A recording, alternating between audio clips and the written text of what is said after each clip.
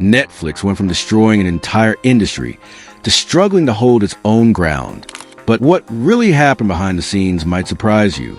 It began with a simple frustration, a $40 late fee on a movie rental. That small moment of annoyance pushed Reed Hastings to imagine a completely different way of watching entertainment.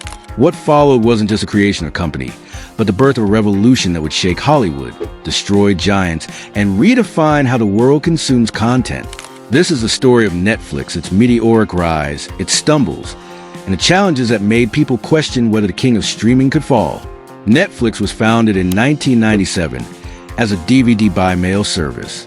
At a time when companies like Blockbuster dominated the market with physical stores, Netflix quietly introduced a new model. Customers could order movies online and receive them by post. It eliminated one of the biggest frustrations of the era, late fees, and replaced it with a subscription system. This move wasn't just convenient, it was revolutionary. Instead of paying per movie, users paid a monthly fee for unlimited rentals. This simple shift in thinking laid the foundation for Netflix's long-term success. The real genius of Netflix, however, was not just in logistics, it was in understanding consumer behavior. The company introduced recommendation algorithms that analyzed what users watched and suggested similar content. This wasn't just technology, it was personalization at scale. Netflix wasn't just giving people movies, it was helping them discover what they didn't even know they wanted. This created a deeper level of engagement and loyalty that traditional rental stores could never match. Then came the moment that changed everything: streaming. In 2007, Netflix launched its streaming service, allowing users to watch content instantly online. This was a bold and risky move. Internet speeds were still improving, and many people were used to physical media. But Netflix saw the future before anyone else did. It wasn't just about renting movies anymore, it was about instant access.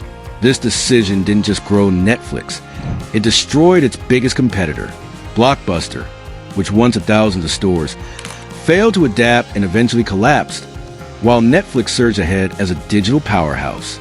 As technology improved, Netflix doubled down on innovation. It moved its entire infrastructure to cloud, enabling it to scale globally and deliver seamless streaming to millions of users. This technological advantage allowed Netflix to expand rapidly, reaching audiences in countries around the world. It wasn't just a service anymore, it became a global platform. But Netflix didn't stop at distribution. It wanted control. In the early 2010s, the company began investing heavily in original content. Shows like House of Cards and Stranger Things weren't just successful, they changed the entertainment industry. Netflix introduced the concept of binge watching, releasing entire seasons at once instead of weekly episodes. This gave viewers control over how they consume content and created a new cultural habit. Suddenly, Netflix wasn't just competing with rental stores, it was competing with Hollywood itself.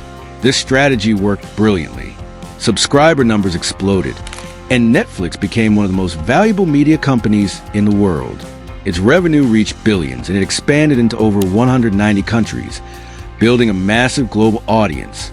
The company was no longer just a tech platform, it was a cultural force. However, with great success came new challenges. The first major cracks appear around 2022, when Netflix reported its first subscriber decline in years. This shocked investors and raised a critical question. Had Netflix reached its peak? The answer wasn't simple, but several factors contributed to this slowdown. One of the biggest challenges was competition. The very industry Netflix had created, the streaming world, was now crowded. Companies like Disney, Amazon, and Warner Brothers launched their own platforms, pulling their content away from Netflix. What was once a vast library began to shrink as studios reclaimed their shows and movies. The streaming wars had begun, and Netflix was no longer the only major player. One of the most debated turning points in the journey of Netflix has been its content strategy. In its early years, Netflix built a reputation for bold, high-quality originals that felt fresh, unique, and different from traditional television. Shows weren't just content, they were events. However, as competition intensified and the demand for new material skyrocketed, Netflix shifted its approach. It began producing a massive volume of original content across genres, languages, and formats. On paper, this seemed like a smart move. More content meant more choices, and more choices meant a higher chance of keeping viewers engaged. But this strategy came with a hidden cost. As the content library expanded rapidly, many viewers started to feel overwhelmed. Instead of discovering something exceptional, they often found themselves scrolling endlessly through options that felt similar or forgettable. Critics began to argue that Netflix's reliance on data and algorithms had changed the creative process. Instead of focusing purely on storytelling or artistic vision, decisions were increasingly influenced by what data predicted people would watch. This led to a perception that Netflix was prioritizing quantity and mass appeal over originality and depth. The result was a subtle but important shift in how audiences viewed the platform. While Netflix still produced standout hits, they were now surrounded by a sea of average content. For some users, this diluted the brand's identity. Netflix was no longer just a place for groundbreaking shows. It was everything.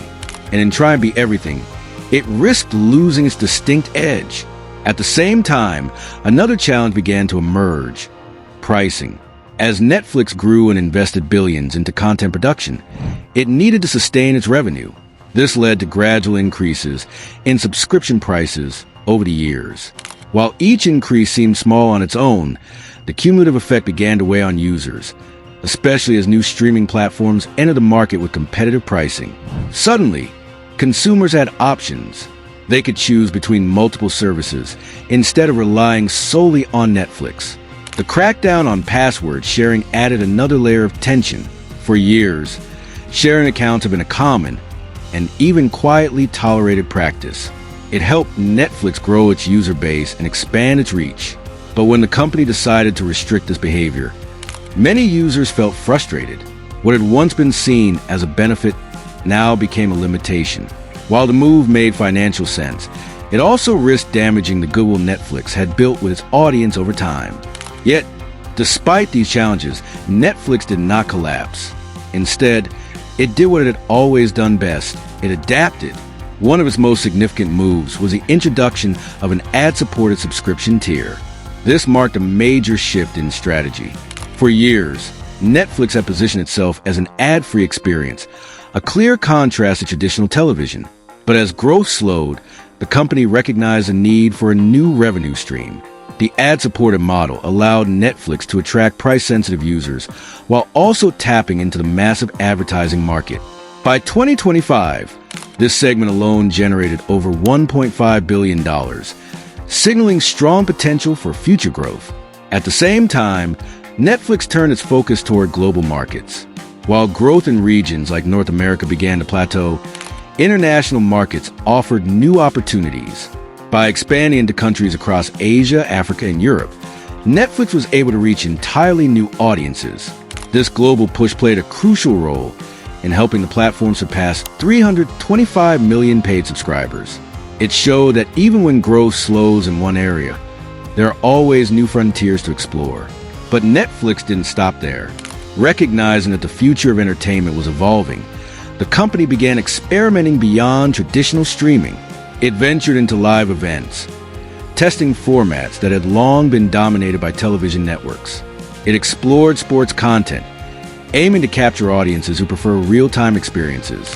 It also entered the gaming space, signaling its ambition to become more than just a video platform. These moves reflected the broader vision. Netflix was no longer just a streaming service. It was positioning itself as a complete entertainment ecosystem. Its story is better understood as a cycle, a continuous loop of rise, disruption, challenge, and reinvention. Netflix rose by challenging the traditional entertainment model. It dominated by moving faster and thinking differently than its competitors. And when the market caught up, it faced new pressures that forced it to rethink its strategy. But instead of fading into the background, Netflix is once again redefining itself.